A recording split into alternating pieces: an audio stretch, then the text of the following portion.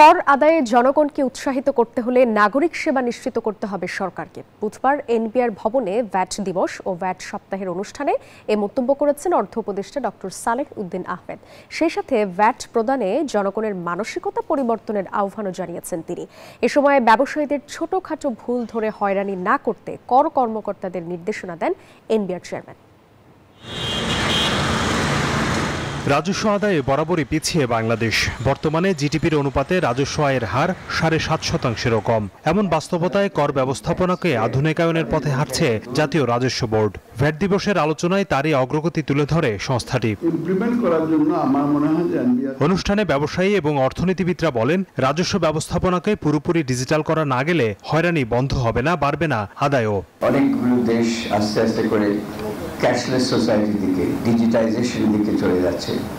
বাংলাদেশের ক্ষেত্রেও ওই একটা অবজেক্টিভ একদম খুবই হাই প্রায়োরিটি দিয়ে আমাদেরকে এটা করতে হবে। তাহলে ট্যাক্স সিস্টেমটা অনেক ট্রান্সপারেন্ট হবে, অনেক এফেক্টিভ হবে, অনেক এফিশিয়েন্ট হবে। এইটার জন্য আমরা গত এক বছরে দেখেছি যেভাবে এনবিআর ডাইনামিক ওয়েব পোর্টাল তৈরি করেছে, অনলাইন ভ্যাট প্রজেক্ট নিয়েছে, পেমেন্ট অফ ভ্যাট করেছে, 100% online income tax return submission করেছে।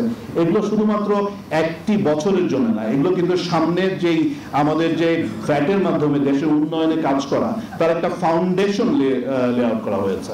অনুষ্ঠানে এনবিআর চেয়ারম্যান বলেন, বাংলাদেশের জিডিপিতে ভ্যাটের অবদান প্রতিবেশী দেশগুলোর তুলনায় অনেক কম। তাই ভ্যাট ব্যবস্থাপনাকে আধুনিকায়ন, সহজীকরণ এবং অটোমেশনের আওতায় আনতে এনবিআর কর্মকর্তাদের প্রতি আহ্বান জানান তিনি। সেই সাথে ছোটখাটো ভুলের কারণে ব্যবসায়ীদের হয়রানি না করার নির্দেশনা দেন এনবিআর চেয়ারম্যান। আমরা চাই একজন ব্যবসায়ী গ্রো করুক, তার 1টা থেকে 5টা ব্যবসা হোক, আমি তখন 6টা থেকে ট্যাক্স নেব।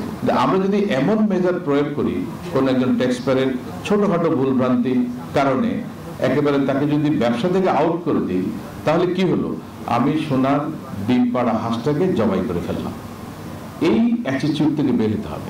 কর আদায়ে জনগণকে উৎসাহিত করতে নাগরিক সেবা নিশ্চিত করার তাগিদ দেন অর্থ উপদেষ্টা। বলেন, রাজস্ব ব্যবস্থাপনাকে আধুনিক, সহজ এবং হয়রানিমুক্ত করার কোনো বিকল্প নেই। আমাদের কিন্তু সরকারের দিক থেকে এটা ইনশিওর করতে হবে যে ট্যাক্স আপনাদের কাছে দিচ্ছে মানুষের কাছে, যে তার বলতে সব ধরনের সেবা ইনশিওর করে, তবে দেশের স্বার্থে কর প্রদানে জনগণের মানসিকতা পরিবর্তনের আহ্বান জানান অর্থ উপদেষ্টা। হোসেন শাহাদাত, নিউজ 24, ঢাকা। একমাত্র স্মার্ট সিটি বসুন্ধরা, আধুনিকতায় এক ধাপ এগিয়ে।